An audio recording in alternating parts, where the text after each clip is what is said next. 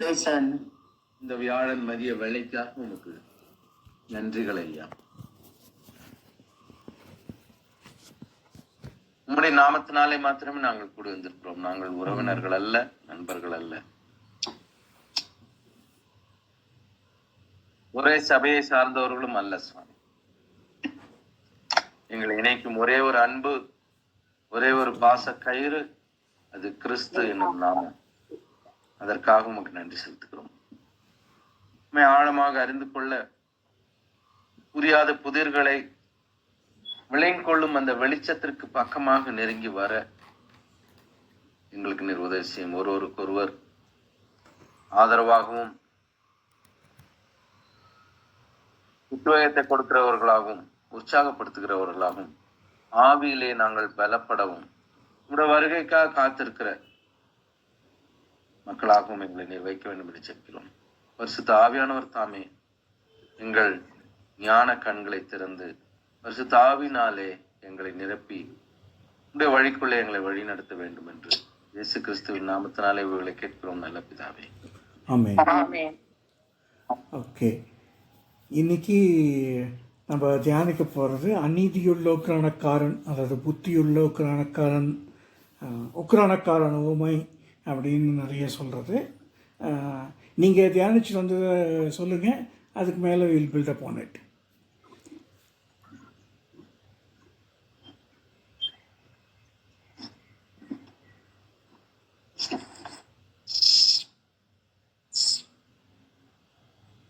ஏதாவது தியானிச்சுட்டு வந்தீங்களா? ஹலோ, ஒரே ஒரு லைன் பிரதர். சொல்லுங்க. 8வது வசனத்துல இருக்கிறது, நம்ம ஆவிக்குரிய தேவனை வணங்கினாலும் நமக்கு தேவையான உலக பிரகாரமான காரியங்கள் வேண்டும் என்பதனாலே நம்ம இந்த உலக பிரகாரமான ஞானத்தையும் கொண்டு இருக்க வேண்டும், புத்திகளையும் கொண்டு இருக்க வேண்டும். அது இல்லாத பட்சத்துல கர்த்தருக்கு அது அவமானம். எனக்கு நானே அவமானமா இருக்கிறது அது பரவாயில்ல. ஒரு கிறிஸ்தவன் உடனே அதான் சொல்லுவாங்க. ஆகவே இந்த ஒளியின் பிள்ளைகளை பார்க்கிலும் பிரபஞ்சத்தின் பிள்ளைகள் அதிக புத்திமான்களாய் இருக்கிறார்கள். ஆனா ஓரளவுக்கு அவங்களுக்கு ஈக்குவலா நம்ம வர்றதுக்கும் வாஞ்சை இருக்கணும்ன்றது என்னுடைய எண்ணம். அது தப்பும் கிடையாது. அநியாயமான எந்த காரியமும் தேவையில்லை. நமக்கு மிஞ்சின நீதிமானாகவும் இருக்க தேவையில்லை. நீதிமொழிகள்ல சாலமோன் எழுதி வச்சிருக்கிறதுன்னு நினைக்கிறேன். ஆகவே உலக ஞானமும் நமக்கு தேவையா இருக்குது.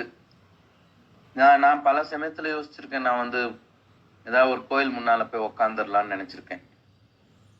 இந்து கோயில் இல்ல, அதான் ஏதாவது ஒரு இடத்துல போய் உக்காந்துடலாம், நமக்கு கடவுள் ரொம்ப முக்கியம், நாங்க போய் முழுமையா உக்காந்துடலாம், ஏதோ கிடைக்குதோ என்ன கிடைக்குதோ அதை சாப்பிட்டு உக்காந்துருக்கலான்னு. அது கர்த்தரும் அதை எதிர்பார்க்கிற மாதிரி தெரியல. ஆகவே அந்த உலக பிரபஞ்சத்தின் பிள்ளைகளுக்கு இணையான ஓரளவுக்காவது புத்திமான்களாய் நாம் இருக்க வேண்டும் என்பது எனக்கு இந்த ஒரு ஊமையில இருந்து எனக்கு கிடைச்ச ஒரு மிக முக்கியமான ஒரு செய்தியா நான் நினைக்கிறேன். எனக்கு அது எப்படி, உங்களுக்கு ஒவ்வொருவருக்கும் அப்படின்னு எனக்கு தெரியாது. Thank you brother. Okay okay okay. இந்த 8ல அநீதி உள்ள உக்கிரானக்காரன் புத்தியாக செய்தான் என்று எஜமான் கண்டு அவனை மெச்சி கொண்டான்னு இருக்குது. மெச்சி அதே மாதிரி 100க்கு அதிபதிய கூட அவன் சொல்லும் போது இப்படிப்பட்ட விசுவாசம் இஸ்ரவேலருக்குள்ள கூட பார்க்கல அப்படின்னு சொல்றாரு. இது சாதாரண அப்படின்னா நம்ம நம்மளுடைய அவன் எஜமானுடைய ப்ராப்பர்ட்டியை தான் நாசம் பண்றான் இல்லையா? அப்படி இருக்கும்போது அவனை மெச்சுக்கிறான் அப்படின்னாக்கா என்ன இது? ஒளியின் பிள்ளைகளை பார்க்கலும் பிரபஞ்சத்தின் பிள்ளைகள் தங்கள் சந்ததி இல்ல அதிக புத்திமான்களா இருக்கிறார்கள்னு வேற சொல்றாரு. அப்போ இதுல வேற ஏதோ ஒரு இந்த 100க்கு அதிபதி காரியத்துல இருந்த மாதிரி நான் ரொம்ப அதற்கு யோசிச்சிருக்கேன். அது எப்படி அவனை அவ்வளவு, ஆனா அந்த வித கேட்கும் போது பாத்தீங்கன்னா, நான் ஒருத்தனை வாணும் சொன்னா வருவான், போகணும் சொன்னா வருவான், இதை செய்யணும் செய்வான். அப்படின்னு சொல்லி பொதுவா பார்த்தாக்கா ஒரு மாதிரி தன்னை இது பண்ணி போஸ் பண்ணி பேசுற மாதிரி இருக்குது. ஆனா அதை மெச்சுக்கிறாரு. அப்புறம் தான் நான் அதை புரிஞ்சுக்கிட்டேன். இது அதிகாரத்தை அவனை மேன்மைப்படுத்துறது இல்ல, அதிகாரம் எப்படி செயல்படுதுன்னு அவன் சொல்றான் அப்படின்னு சொல்லிட்டு.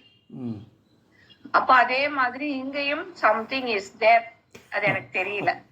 ஓகே ஓகே, அது தெரிஞ்சுக்கலாம், ஒன்றும் பிரச்சனை இல்லை. அது இப்போ அதுக்காக தான் இந்த செஷன். நமக்கு தெரியாததை கொஞ்சம் ஆழமாக யாராவது ஒருத்தர் படித்து சொல்லி கொடுக்கறதுக்கு தான் இந்த செஷன்ஸு. ஓகே ராஜி, நீங்கள்? இல்ல, எனக்கு இது ரொம்ப கன்ஃபியூஷன்றதுனால தான் நான் இதை போட்டதே, உங்களுக்கு இதை தெரிஞ்சுக்கணுங்கிறதுக்காக தான். ஓகே. இருக்கிற இயேசு கிறிஸ்து சொன்ன ஓமைகளிலேயே மிக கடினமான ஓமை இந்த அநீதியுள்ள உக்கிரானக்காரன் அல்லது புத்தியுள்ள உக்கிரானக்காரன்றது சொல்லலாம். ஏன்னா மேலோட்டமாக பார்த்தா அநீதியுள்ள உக்கிரானக்காரன் புத்தியாய் செய்தான் என்பதை எஜமான் கண்டு மெச்சிக்கொள்கிறான் அப்படின்னு, இது எப்படி இப்படி அப்படின்னு சொல்லிட்டு வர்ற ஒரு நியாயமான கன்ஃபியூஷன் இது. இதில் இந்த கன்ஃபியூஷனுக்கு நம்ம ஒரு விடையை தேடி இன்னைக்கு போகலாம். அந்த விடை இன்னைக்கு முழுமையாக கிடைக்குமா அப்படிங்கிறது எனக்கு தெரியல. ஆனால் விடையில் ஓரளவுக்கு I will be able to satisfy your quest. Okay okay. Main thing, போன வாரம் தியானித்த அந்த 3 ஓமைகளும் பரிசேயர்களுக்கு சொல்லப்பட்டது. இந்த ஓமை சீஷர்களுக்கு சொல்லப்பட்டது. Main thing, this is not directed towards the religious leaders. அங்கே இருந்த சமய தலைவர்கள், யூத சமய தலைவர்களுக்கு சொல்லப்பட்ட ஓமை அல்ல, இது சீஷர்களுக்கு சொல்லப்பட்டது. லூக்கா 16ஆம் அதிகாரம் 1 வசனம் படிங்க.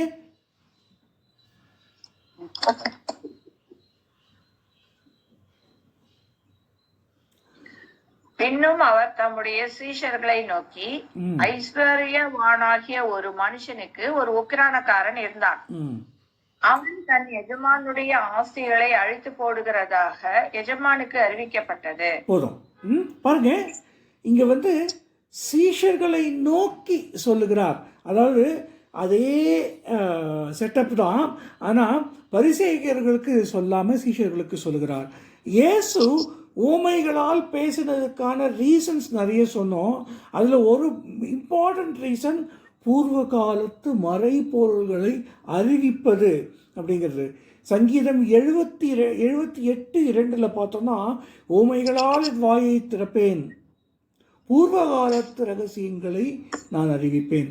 அப்போ ஏதோ ஒரு ரகசியத்தை இங்கே மறைச்சி வச்சிருக்காரு. அப்போ பழைய ஏற்பாட்டிலேருந்து எதையோ நம்ம எடுத்துகிட்டு கம்பேர் பண்ணி படித்தோம் அப்படின்னா ஓரளவுக்கு இந்த உக்கிரானக்காரன் ஊமை புரியுமா அப்படின்றத பார்க்கலாம். நம்ம பழைய ஏற்பாடோட கம்பேர் பண்ணோன்னா நீங்கள் உங்களுடைய நினைவாற்றல் படி இந்த உக்கிரானக்காரனை யாருக்கு நிகராக நீங்கள் கம்பேர் பண்ணுவீங்க? எஜமான் இயேசுனாக்கா ஊழியத்துல இருக்கிறவங்க. ஓகே, இல்லை பழைய ஏற்பாட்டில் சொல்கிறேன் நான். இயேசு இன்னும் மாம்சமாகி வரலை பழைய ஏற்பாட்டில்.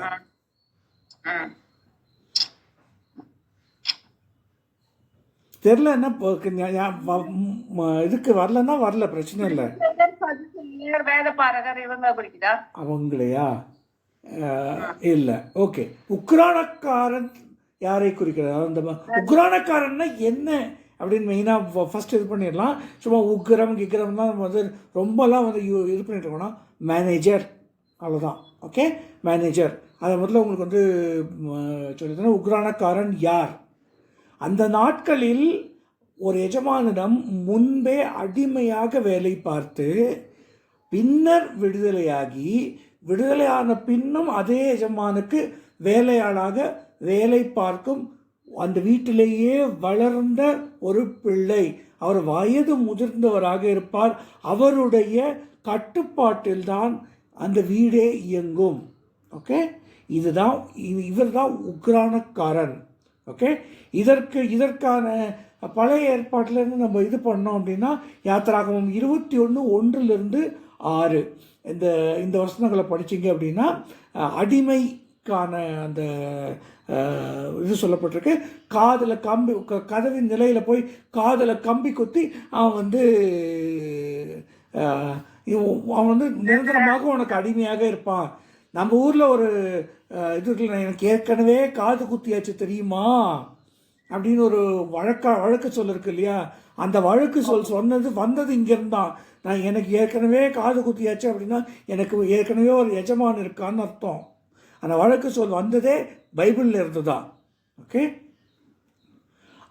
எடுத்துக்காட்டாக ஆபிரகாமுக்கு தமஸ்கு ஊரான எலியேசர், எனக்கு இந்த தமஸ்கு ஊரான எலியேசர் எனக்கு சுதந்திரவாளியாக இருக்கிறானே அப்படின்னு சொல்லிட்டு ஆபிரகாம் சொல்லுவான். எனக்குன்னு ஒரு பிள்ளை கொடுக்கலையே நீங்கள் அப்படின்னு சொல்கிற போது இந்த தமஸ்கு ஊரான எலியேசர், இந்த தமஸ்கு ஊரான எலியேசர்னா தமஸ்குலேருந்து வந்தவன் அப்படின்னு எடுத்துக்கூடாது. அவனுடைய தாய் தகப்பன் அடிமைகளாக வேலைக்காரர்களாக வந்தாங்க. இங்கே ஆபிரகாமிடத்தில் வேலை பார்த்து கொண்டிருக்கும் போது பிறந்த ஒரு ஆள் தான் தமஸ்கு ஊரான எலியேசர். ஓகே, இந்த எலியேசர் தான் ஈசாக்குக்கு பெண் பார்க்க போகிறது இந்த எலியேசர் தான் அப்படிங்கிறது தல்முத்தில் நம்ம படிக்கிறோம். ஓகே, வேதத்தில் ஊழியக்காரன்னு வெறும்னு இருக்குது. அது எலியேசர் தான் அப்படின்னு சொல்லிட்டு தல்முத் யூத பாரம்பரிய தல்முத்தில் தெளிவாக எழுதி வச்சிருக்கிறாங்க, அது எலியேசர் தான் அப்படின்னு. ஓகே, இந்த உக்ரானக்காரன் அப்படின்ற சொல்லுக்கு ஒய்கோனோமோன் அப்படின்னு பேர். இதுக்கு ஒய்கோஸ் நோமோஸ் அப்படின்ற 2 வேர்ச்சொல்கள். ஒய்கோஸ் அப்படின்னா வீடு, நோமோஸ் அப்படின்னா சட்டம், அதாவது தோரா அல்லது ஒரு வரையறை அப்படின்னு வச்சுக்கலாம். Okay, lawfully authority of the house. இன்றைக்கி நம்ம உங்கள் பேரில் இருக்கிற சொத்தை நீங்கள் விற்கணும் அப்படின்னா உங்களால் வர முடியாது அப்படின்னா ஜென்ரல் பவர் ஆஃப் அட்டார்னி அப்படின்னு ஒரு டாக்குமெண்ட்டை உங்கள் லாயர் மூலமாக நீங்கள் கோர்ட்டில் நோட்டரைஸ் பண்ணிடுங்க. கோர்ட்டில் போய் சொல்லி நோட்டரைஸ் பண்ணிட்டீங்க அப்படின்னா the other person can sell on behalf of your house or buy on behalf of you. இதுக்கு பேர் general power of attorney.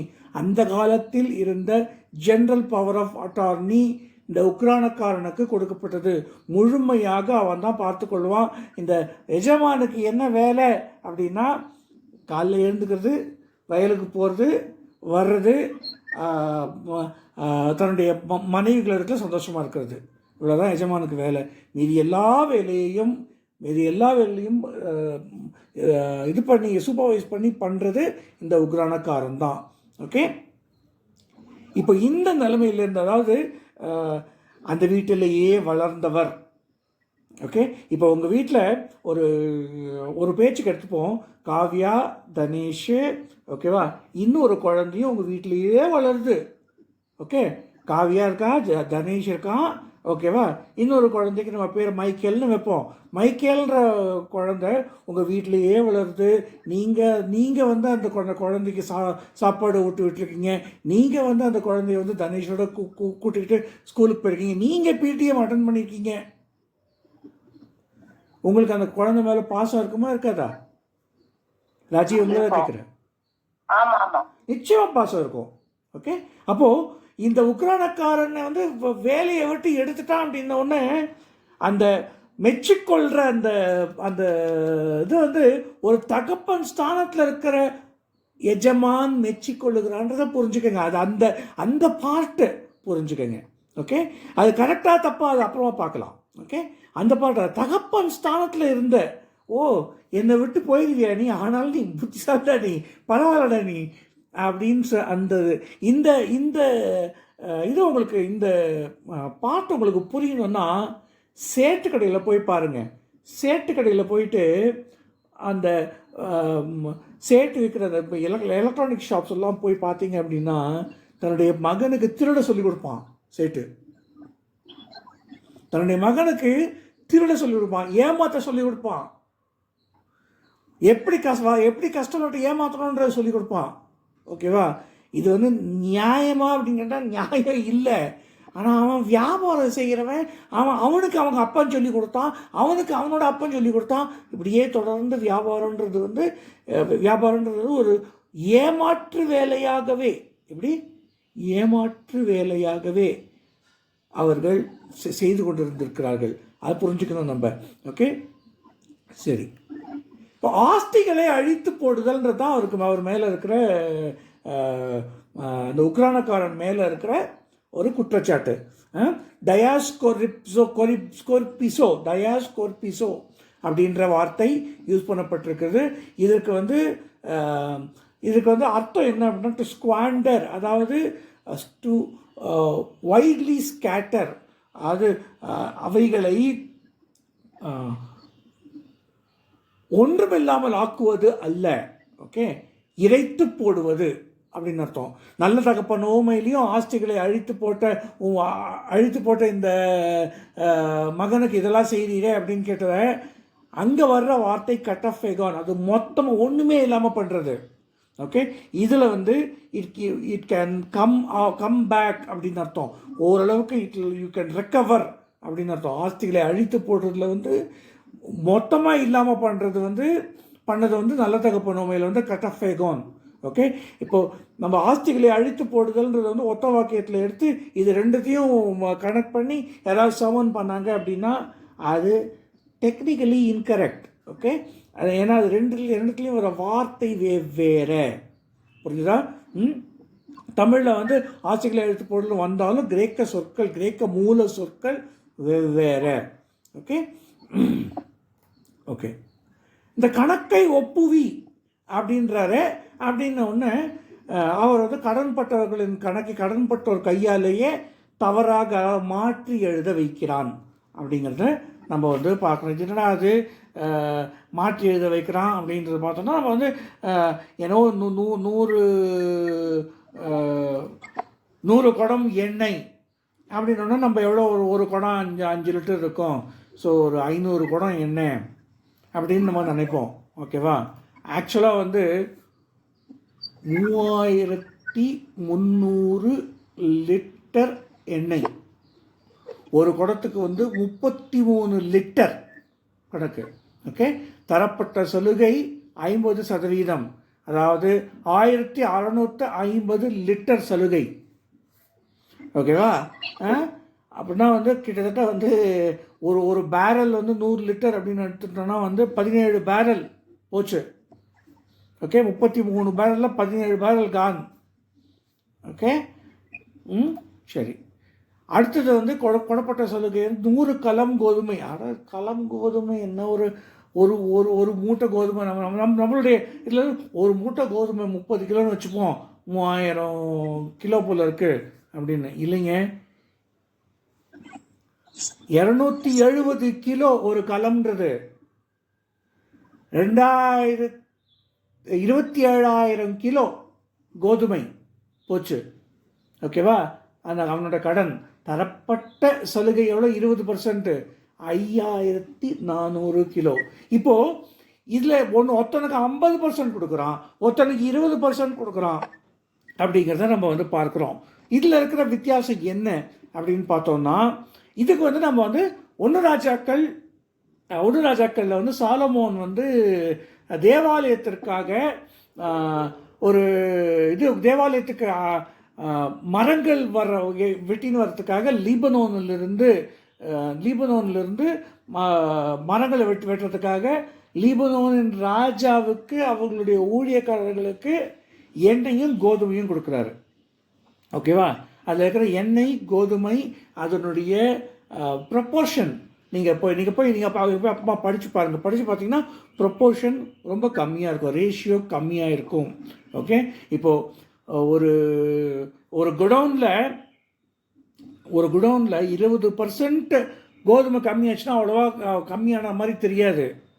Okay, ஆனால் அந்த குடோனில் ஒரு மூலையில் இருக்கிற எண்ணெய் 50% போனாலும் அது கண்ணுக்கே தெரியாது. ஏன்னா இந்த இது வந்து கோதுமை வந்து எல்லாத்தையும் மறைச்சிக்கிட்டு இருக்கு. ஓகேங்களா? அதனால தான் அதான் புத்தியுள்ள அப்படின்றதுல வந்து கக்கம் அப்படின்ற எபிரேய வார்த்தை, அதாவது சோஃபியா இல்லைங்க, சோஃபியான்றது அது வந்து பரம ஞானம். ஓகே, இங்கே இருக்கிறது வந்து அறிவு. ஓகே, புத்தியுள்ள அப்படின்றது அறிவு அப்படிங்கிற இதில் வருது. ஓகே, இப்போ எஜமான் மெச்சிக்கொள்ளுகிற எந்த உலகப்பிரகாரமான எஜமானும் மெச்சிக்கொள்ள மாட்டான் அவன் தந்தையாக இல்லாத வரை. தந்தை ஸ்தானத்தில் இருக்கிற எஜமான் மெச்சிக்கொள்வான். இல்லை அப்படின்னா இன்னொரு விதத்தில் அவன் மெச்சிக்கொள்றதுக்கு சான்ஸ் இருக்குது. என்ன தெரியுமா? தன்னுடைய கடன்பட்டவர்களை ஆஸ்தியாக இவன் அந்த கடன்பட்ட மனிதர்களை ஆஸ்தியாக இவன் எண்ணினால், அந்த கடன்பட்டவர்களை மிகவும் கொடூரமாக நடத்திய உக்ரானக்காரனாக இவன் இருந்தால், இப்போ கொடூரமாக நடத்திய உக்ரானக்காரனை நீ உக்ரான கணக்கை ஒப்புவின்னு உடனே டிஸ்கவுண்ட் கொடுக்குறான். டிஸ்கவுண்ட் கொடுத்த உடனே கரெக்டு அவங்க அடுத்த இதில் எனக்கு அவங்க பண்ணி கொடுத்தாங்க. இந்த உக்ரான கணக்கு அப்படின்றது என்னன்னு பார்த்தீங்கன்னா, திஸ் இஸ் ஷேர் கிராப்பிங் அப்படின்ற ஒரு முறைமை. அதாவது ஒத்திக்கி விடுறது அப்படிம்பாங்க. நிலத்தை ஒத்திக்கி விட்டு அந்த எடுக்க அந்த பலனில் ஷேர் கிடைக்கிறது அப்படின்னு சொல்லுவாங்க. இது இன்றைக்கும் இந்தியாவில் இது நிலுவையில் இருக்குது. சிறு குறு விவசாயிகள் மத்தியில் ஷேர் கிராப்பிங் அப்படிங்கிறது நிலுவையில் இருக்குது. ஓகே, எனக்கு தெரிஞ்சு ஜெபினுடைய மாமனார் அவங்களே ஷேர் கிராப்பிங் பண்ணுறாங்க. ஓகே, இப்படி ஷேர் கிராப்பிங் அப்படிங்கிறது என்னென்னா, அவங்க நிலத்தை கொடுப்பாங்க. நிலத்தில் அவங்களும் கொஞ்சம் வேலை செய்வாங்க, மற்றவங்களும் வேலை செய்வாங்க. வர்ற மற்றவங்களுக்கு 30% ஆஃப் த ஃப்ரூட்ஸ் கிடைக்கும். அந்த மாதிரியான ஒரு நிலம் என்னோடதுன்றதால எனக்கு 30% ப்ளஸ் 40% ஃபார் த க்ராப் அப்படின்னு சொல்லிட்டு அவங்க எடுத்துப்பாங்க. ஓகே, இந்த மாதிரியான ஒரு ஷேர் கிராப்பிங் பிஸ்னஸில் ரொம்ப கராராக இருந்தீங்க அப்படின்னா என்ன ஆகும்னா, இதில் நடந்தது தான் நடக்கும். எகிப்தில் நடந்ததான் எல்லாமே போச்சு. இப்போ எங்களுக்கு பஞ்சம் வந்தது அப்படின்னா ரொம்ப கராராக இருந்தானா என்ன ஆகும்? அடுத்த வாட்டி ஷேர் கிராப் பண்ணுறதுக்கு ஆள் வரமாட்டான். புரியுதுங்களா? ஏன்னா நீ ரொம்ப கடுமையாக இருக்கிறியே அப்படின்னு. அப்போ டிஸ்கவுண்ட் கொடுத்துட்டே அப்படின்னா he will come for the share cropping next time. இந்த பேக்ரவுண்டை நம்ம பார்த்தோம் அப்படின்னா மெச்சிக்கொள்வது சரியானது அப்படின்றத பார்க்கணும். தனக்கு கடன்பட்டவர்கள், அதாவது தனக்கு ஷேர் கிராப்பாக தன்னுடைய ஷேர் கிராப் கொடுக்க வேண்டியவர்கள் அவர்கள் திரும்ப வர வேண்டும். அவர்களை ஆஸ்தியாக கருதினால் மட்டுமே மெச்சிக்கொள்வான். ரெண்டு விதத்தில் மெச்சிக்கொள்வான். ஒன்று, அவன் தந்தை ஸ்தானத்தில் இருந்தால் மெச்சிக்கொள்வான். ஓகே, இன்னொன்று ஷேர் கிராப்பிங் அப்படின்ற அந்த பாயிண்டில் மெச்சிக்கொள்வான் அப்படிங்கிறத நம்ம பார்க்குறோம். இயேசு இங்கே நீதியின்மையை மெச்சுகிறாரா? அதாவது அநீதியுள்ள உக்ரானக்காரன் புத்தியாய் செய்தான் என்று. இது ரொம்ப ரொம்ப ரொம்ப நிறைய பேர் இந்த எஜமான இயேசுவுக்கு கம்பேர் பண்ணி சொல்கிறதுன்றது ரொம்ப ரொம்ப ஈஸியாக நடக்கிற ஒரு தவறு. ஓகே, அவர் இந்த பிரபஞ்சத்தின் பிள்ளைகள்னு சொல்லிட்டாரு. ஓகே, அவர் ஒளியாக இருக்கிறார். அவர் ஏன் பிரபஞ்சத்தின் பிள்ளையாக இருக்க போகிறாரா? பிரபஞ்சத்தின் எஜமானாக இருக்க போகிறாரா? அதை நம்ம கொஞ்சம் டிஃப்ரெண்ட்டாக பார்க்கணும் அதால். ஓகே, ரொம்ப முக்கியமானது, பூமியும் அதன் நிறைவும் கர்த்தருடையவைகள். Okay, there are no two ways about it. எல்லாமே கர்த்தருடையது. ஓகே, நாம், அதாவது அவருடைய உக்ரான பொறுப்பில் இருக்கும் நாம் சொத்துக்களை அழித்து போடும் மக்களாக இருக்கிறோம். இந்த பூமிக்கு பேரழிவுகள் இந்த உலகத்தில் அதிகரிப்பதற்கு முக்கிய காரணியான மனிதர்களாகிய நாம் தான் ஏன்னா இந்த பூமி யாருக்காக படைச்சாராண்டவர்? மனுஷனுக்காக படைச்சாருன்னு வேதம் தெளிவாக சொல்லுது. இந்த பூமியை மனிதனுக்காக படைத்து உங்களுக்கு டைம் கிடைக்கும்போது ப்ரிவிலேஜ்டு பிளானட் அப்படின்ற ஒரு லிங்க் அனுப்புகிறேன், தயவு செஞ்சு பாருங்கள். எவ்வளோ ப்ரிவிலேஜாக நமக்கு ஒரு கிரகத்தை படைச்சிருக்கிறார் அப்படின்றது உங்களுக்கு அப்போ தான் புரியும். ஒரே ஒரு சில 10% தள்ளி போய் படைச்சிருந்தார் அப்படின்னா, பூமியை பூமியோட வட்டப்பாதையிலேருந்து 10% தள்ளி போய் படைச்சிருந்தார் அப்படின்னா எல்லாமே ஐஸாக இருக்கும். 10% முன்னாடி போயிருந்தது அப்படின்னா உயிர் வாழ முடியாதபடி கருகி போயிடும் எல்லாம். ஓகே, கிராவிடேஷனல் ஃபோர்ஸு 3.3 அப்படின்ற 3.3 சம்திங் வரும். ஓகே, அந்த 3.3 0.01 ஜாஸ்தி ஆச்சுன்னா, 0.01 கிராவிடேஷனல் புல் ஜாஸ்தி ஆச்சுன்னா, ஒரு பட்டாணிக்கு மேலே இருக்கிற எந்த ஒரு இதுவும் வந்து இதையும் வந்து விட்டு வைக்காது. இந்த கிராவிடேஷனல் புல் வெடிக்க வச்சிடும். அப்போது எவ்வளோ ப்ரிவிலேஜ்டு பிளானட் நமக்கு, மனிதனுக்காக இந்த பிளானட்டை கர்த்தர் கொடுத்துருக்கிறாரு. ஆனால் நம்ம நியாயமாக இருக்கிறோமா? டூம்ஸ்டே கிளாக், இதையும் தேடி பாருங்க. டூம்ஸ்டே கிளாக் ஜனவரி 28, 2025 முதல் அழிவுக்கு இன்னும் 89 வினாடிகள் உள்ளது. அதாவது அழிவு என்பது அவர்களுக்கு மிட் நைட் 12 o'clock அப்படின்னு சொன்னோன்னா, அழிவுக்கு இன்னும் 89 வினாடிகளே உள்ளது அப்படின்னு டூம்ஸ்டே கிளாக் வந்து வச்சிருக்கிறாங்க. டூம்ஸ்டே கிளாக் வந்து நிறுவப்பட்டது Albert Einstein, J Robert, Oppenheimer, இவங்கெல்லாம் வந்து அணு ஆயுதங்களை உருவாக்கியவர்கள். இவர்களெல்லாம் சேர்ந்து ஒரு டூம்ஸ்டே கிளாக் நம்ம பண்ணுவோம் அப்படின்னு சொல்லிட்டு, மனிதனால் உருவாக்கப்பட்ட தொழில்நுட்பங்களால் ஏற்படும் உலகளாவிய பேரழிவு, உலகம் அழியக்கூடியதற்கான சாத்தியம் எவ்வளவு அப்படின்றது வந்து கணக்கிட்டு இதில் இருக்கிறவங்கெல்லாம் வந்து 9 நோபல் பரிசு பெற்றவர்கள் உள்ளடக்கிய ஸ்பான்சர்ஸ் இந்த டூம்ஸ்டே கிளாக் ட்ரஸ்டோட கலந்தாலோசி. ஒவ்வொரு ஆண்டும் இந்த டூம்ஸ்டே கடிகாரம் மாற்றப்படுகிறது. ஓகே, இப்போ ரஷ்யா உக்ரைன் வார் வந்து நின்றுச்சு இந்த வருஷம் அப்படின்னா, மறுபடியும் வந்து ஒரு செகண்ட் இல்லை 5 செகண்ட் வந்து பின்னாடி போகலாம் இந்த டூம்ஸ்டே கிளாக்ன்றதை புரிஞ்சுக்கிறோம் நம்ம. ஓகே, புத்தியுள்ள உக்ரானக்காரன் நம்ம எப்போ அவர் வந்து மிச்சிக்கொள்வார்? அவருக்கு இந்த உலகம் சொத்தா? ஆமாம், சொத்து. ஆனால் இந்த உலகத்தை விட அவர் வந்து மிக அதிகமாக நேசிப்பது அவர் தன்னுடைய கரங்களால் படைத்த மனிதனை. அவருக்கு கடன்பட்ட, அதாவது அவருடைய பார்வையில் பாவங்கள் எனும் அழுக்கினால் நிறைந்த மக்களை நாம் மன்னித்து அவர்களை பரலோக ராஜ்யத்திற்குள் நடத்தும் பொழுது, ஞாபகம் வச்சுக்கோங்க, யோவான் 20:23 படி ஒவ்வொரு தேவனுடைய பிள்ளைக்கும் இருக்கிற அதிகாரம் மற்றவர்களுடைய பாவங்களை மன்னிப்பது என்பது. ஓகே, தேவன் தானே மன்னிக்கணும் அப்படின்னு நினச்சிக்காதீங்க. யோவான் 20:23 நீங்கள் எவர்களுடைய பாவங்களை மன்னிக்கிறீர்களோ அவர்களுடைய பாவங்கள் மன்னிக்கப்பட்டிருக்கும். இந்த அதிகாரத்தை இயேசு பரிசுத்த ஆவியை கொடுத்துவிட்டு கொடுத்த அதிகாரம் அது. பரிசுத்த ஆவியின் அபிஷேகம் பெற்ற ஒவ்வொரு தேவ பிள்ளையும் மற்றவர்களுடைய பாவங்களை மன்னிக்கும் அதிகாரம் பெற்றவர்கள் அப்படிங்கிறத புரிஞ்சுக்கங்க. ஓகே, நாம் மன்னிக்காமல் இருக்கும்போது என்ன பண்ணுறோம் அப்படின்னா, அந்த விலை மதிக்க முடியாத சொத்தான அந்த ஆத்துமாவை இயேசு இழக்கும்படியாக புத்தி இல்லாத உக்ரானக்காரர்களாக நாம் இருக்கிறோம்.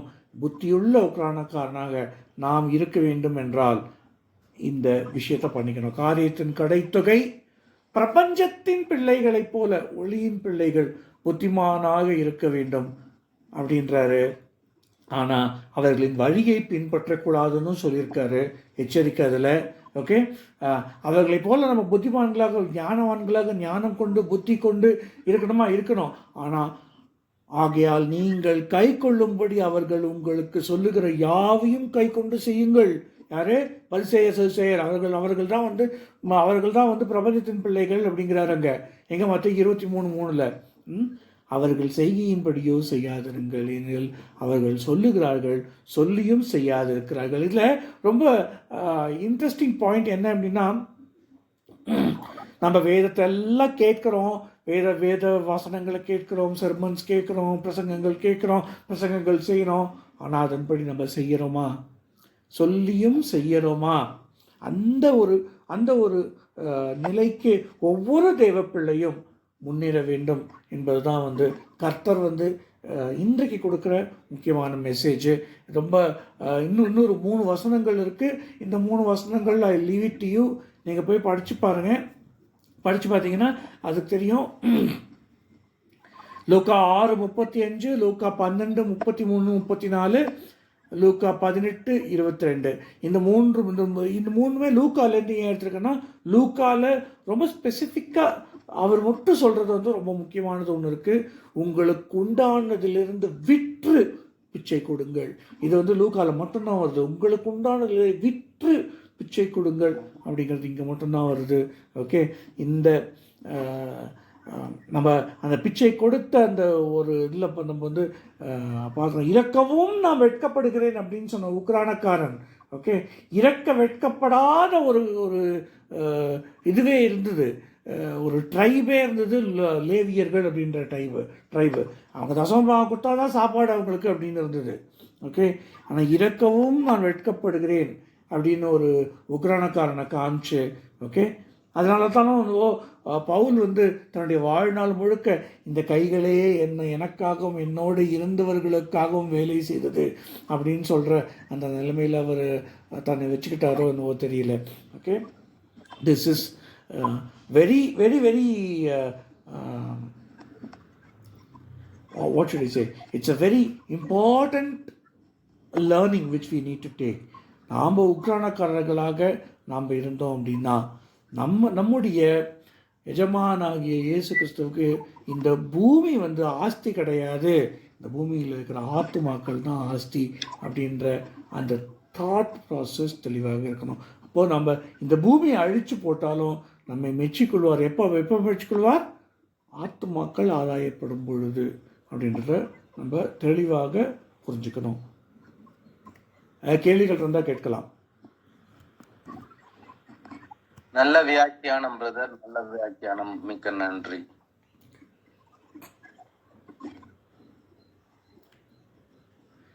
இந்த இந்த ஓமையில் ஒரு முக்கியமாக ஒரு இது பார்க்கணும். என்னன்னா, நிறைய பேர் வந்து இந்த ஓமையை தவறாக பயன்படுத்துகிற ஒரு விஷயம் இருக்குது. ஓகே, எனக்கு தெரிஞ்ச ஒரு ரொம்ப ரொம்ப நல்ல ஊழியக்காரர் அவர். ஓகே, அவர் வந்து எவனாவது வந்து தப்பு செஞ்சால் வந்து மெச்சுக்குவானா, அப்போ அந்த எஜமான் வந்து சாத்தான் தான் இருக்கணும் அப்படின்ட்டார்.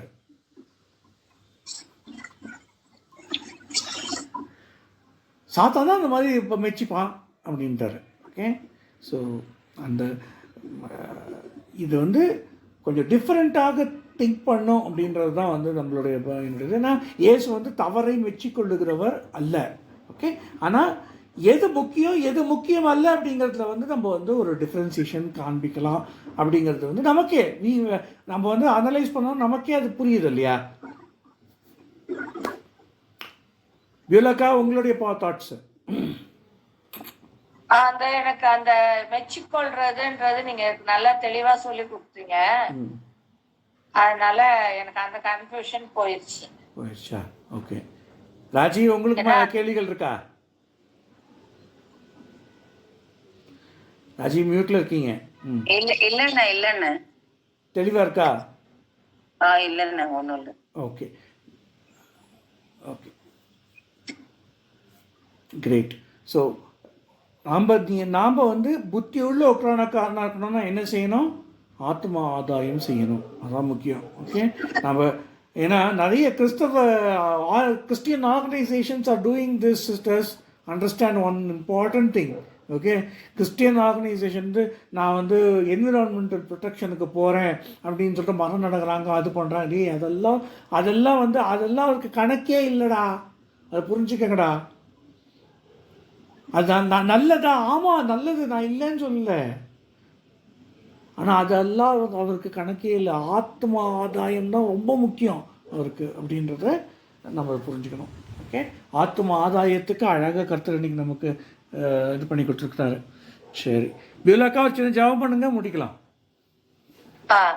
ஹல்லேலூயா. நன்றி சொல்றப்பா.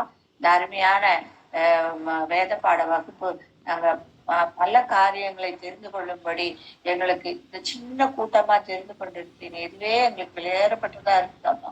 ஆம் தகப்பனே, சின்ன கூட்டமா இருந்தாலும் எங்களுக்கு தெளிவா எல்லாவற்றையும் எங்களுடைய சந்தேகங்களை எல்லாம் நிவர்த்தி பண்ணும்படி அதை குறித்து அதிகமாய் தெரிந்து கொள்ளும்படி எங்களுக்கு நீங்க வாய்க்க செய்த கிருபைகளுக்காக நன்றி சொல்றோம்ப்பா.